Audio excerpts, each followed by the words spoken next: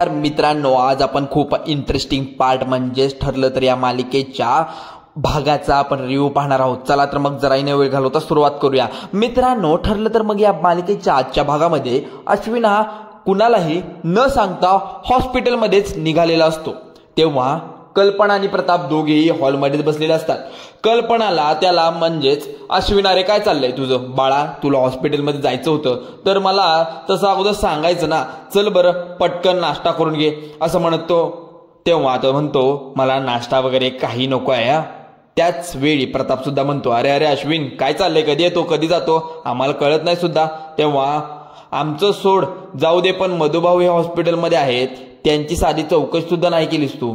अरे सासरे आहेत ना ते तुझे, असं प्रताप त्याला म्हणतो. त्यावेळी अश्विन म्हणतो, अरे वा माझे सासरे आहेत, बरं झालं तुमचं लक्षात आहे, म्हणजे एक बायको सुद्धा आहे हे मात्र विसरला तुम्ही, कारण घरात तिचा साधा कोणी विचार करत नाहीये. मग कल्पना पुढे येते आणि विचारते, काय रे तिचा विचार काय करायचा, आम्ही काय करायचं नेमकं सांग बरं, तिची आठवण काढावी अशी तुला इच्छा आहे का, चांगली गोष्ट आहे तिच्या बाबतीत हे का.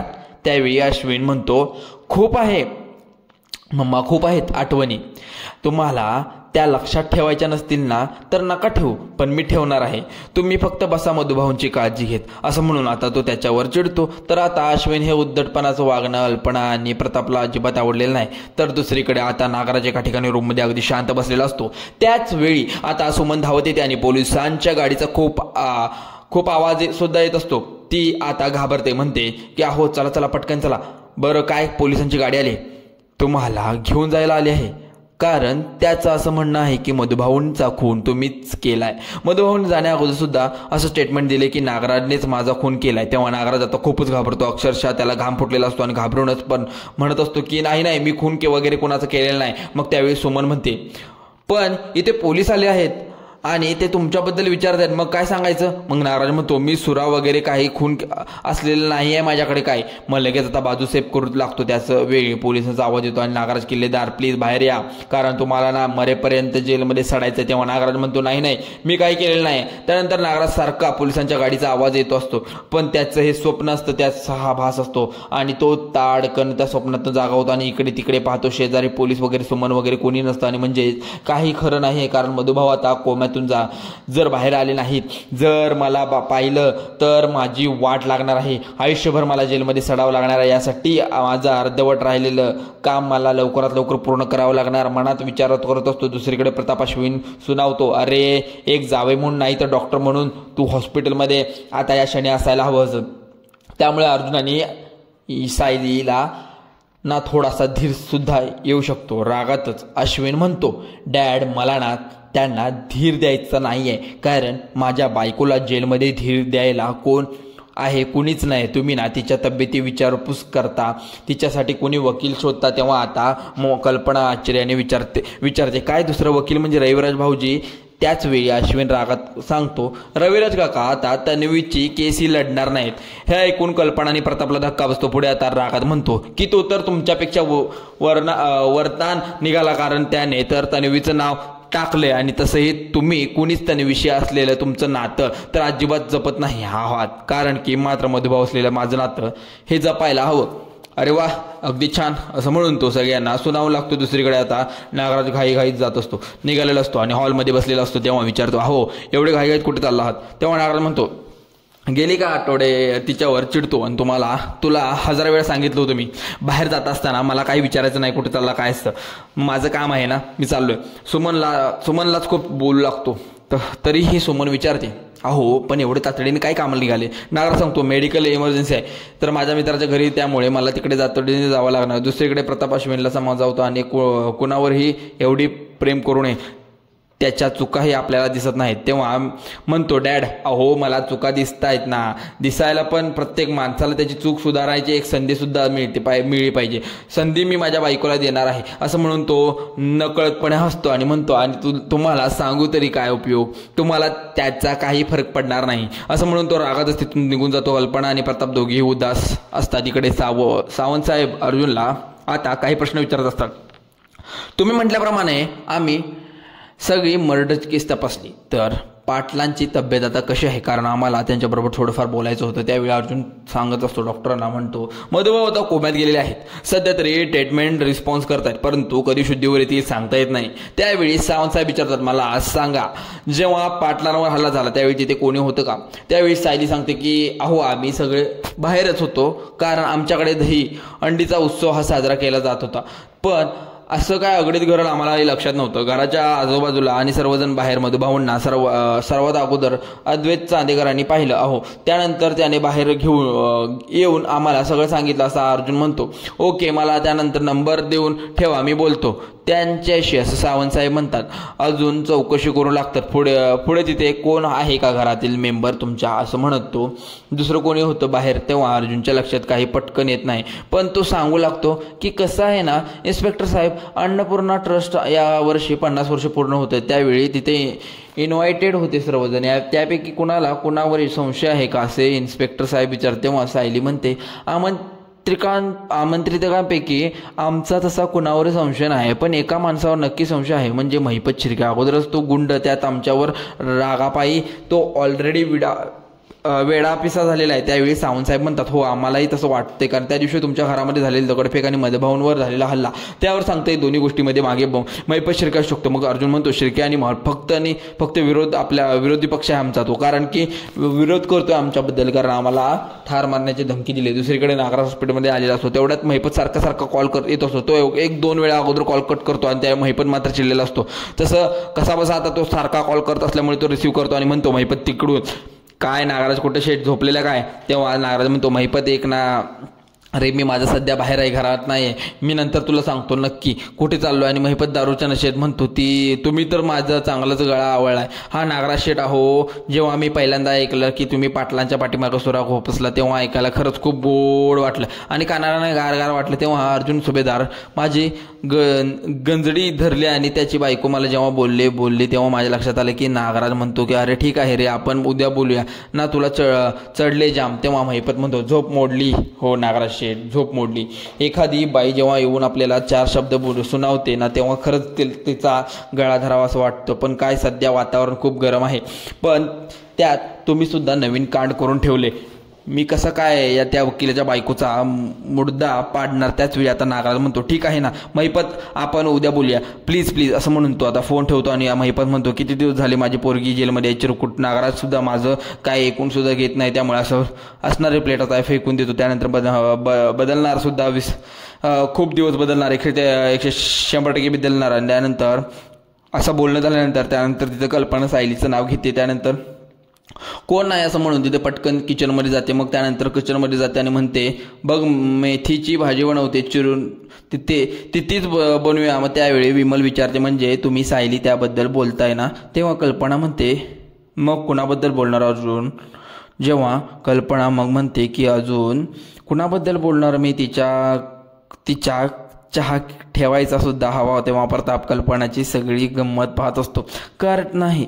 मग तो सगळी गंमत पाहताना सायलीची किती काळजी घेते आणि प्रताप समजलेलं असतं. त्यावेळी प्रताप म्हणतो विमल तू बघितलंस ना, तेव्हा सुनेची काळजी घेणे मात्र सुरूच आहे. मग अर्जुन सुद्धा रात्रभर घरी नाही, मुळात ते दोघेही घरी येणार आहेत की नाहीत सुद्धा माहीत नाही. आपल्या किचनमध्ये काय चाललंय तर सुनेसाठी सासूच्या हातचा चहा अगदी उत्तम आहे असं म्हणून तो हसतो. आणि कल्पना थोडीशी रागत त्याच्याकडे बघते आणि उगाच तुम्हाला हवं ते अर्थ लावू नका, कारण तुमची सून असेल परंतु माझी कोणी नाही आहे ती, कारण पुन्हा जीव लावायला मी काही अशी मूर्ख नाही आहे. आपण कोणी हॉस्पिटलमध्ये असताना मदत करतो ना, तीच करते मी. माझ्यातील माणुसकी अजून जिवंत आहे. म्हणून ती लगेच जर रागाच्या भरात तेथून जाते. तर प्रताप पुन्हा तिला आवाज देतो आणि पण तिथे ऐकत नाही. तर दुसरीकडे नागराज हॉस्पिटलमध्ये आलेला असतो आणि तिकडे सावंतसाहेब अर्जुनला म्हणतात की मला डॉक्टरांना भेटायला लागेल आणि मधुभाऊंची जखम ही किती खोलवर गेली, त्याचे काय परिणाम त्याच्यावर होणार आहेत का, काकू कोणत्या पद्धतीने मारला गेला आहे, त्यामुळे मला काय घ्यायला. जेव्हा अर्जुन म्हणतो डॉक्टर त्यांना केबिन मध्ये असतील तर चला, तर दोघे चला. मग तिकडे जात असं सायलीचा कुसुमचा कॉल येतो आणि नागराज अगदी रागाचा सायलीकडे पाहतो.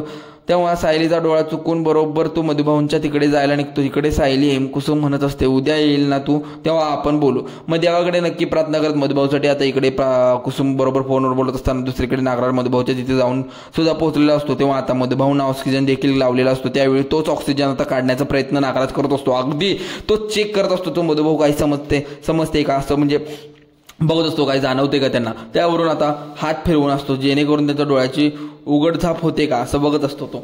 मग सगळी खात्री करून घेतल्यानंतर नागराज आता त्याच्या तोंडावरती ऑक्सिजन काढतो. मधुभाऊ आता श्वास घेणे कठीण वाटू लागतं. नागराज पूर्णपणे घाबरलेला असतो. आपल्याला कोणी पाहत नाही त्या असं सारखं सारखं इकडे तिकडे पाहत असतो. तोपर्यंत इकडे सायली फोनवरून बोलून सुद्धा होत झालेलं असतं.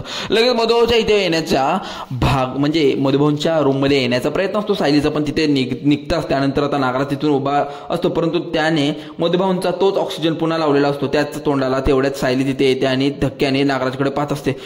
त्याच वेळी सायली विचारते काय हो नागराज काका. मग आता ती विचारते काय हो तुम्ही इथे कसे आल्यात. नागराज खोटं सांगू लागतो. तर माझा एक मित्र इथेच हॉस्पिटलमध्ये ॲडमिट आहे. मग त्यानंतर समजलं मधुभाऊ सुद्धा ह्याच हॉस्पिटलमध्ये आहेत म्हणून त्याचं बघण्यासाठी तिथे आलो होतो. जेव्हा आलो ना तेव्हा कार्डिओमध्ये होतो.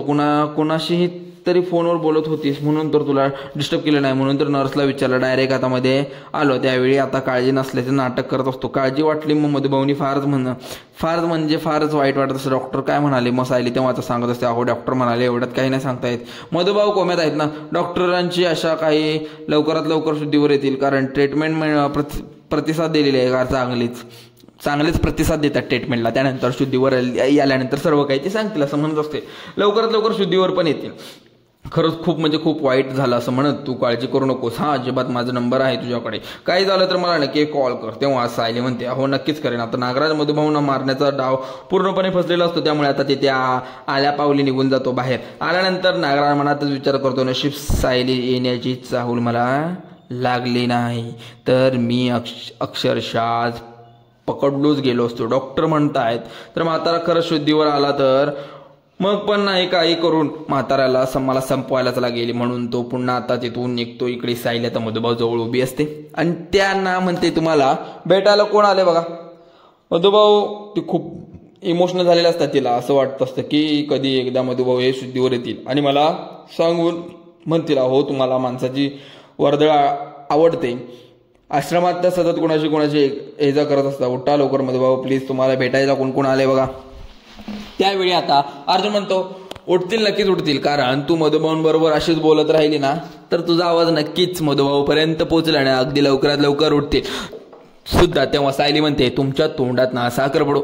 इन्स्पेक्टर सावंत यांचं डॉक्टरांबरोबर बोलणं झालं असं विचार करून बघा. डॉक्टरांनी इन्स्पेक्टर सावंतांना सगळी इन्फॉर्मेशन दिलेली असते. त्यावेळी आता मधुभाऊ सायली सांगते मधुभाऊंना भेटायला नागराज काका येऊन गेले होते. अजून विचारतो काय नागराज काका पण त्यांचं मधुभाऊशी काय डायरेक्ट रिलेशन नाही. त्यावेळी आता सायली म्हणते हो ना पण माझ्या मधुभाऊंचा स्वभावच असा आहे ना त्यांच्याबद्दल कोणालाही आपुलकी वाटूच शकते आणि कोणीतरी मित्र इथे ॲडमिट आहे असं म्हणून ते मधुभाऊंना इथून बघून गेले. तेव्हा अर्जुन म्हणतो ठीक आहे सायली सांगते. सगळ्यांच्या प्रार्थना फळाला आल्या म्हणजे झालं. तेव्हा आता कल्पना रूममध्ये अगदी उदासपणे बसलेली असते. तेव्हा प्रताप तिथे जातो आणि तिला विचारतो कल्पना गो तुझ्या मनात हे जे काही चाललंय ना ते किती दिवस लपवून ठेवणार आहेस.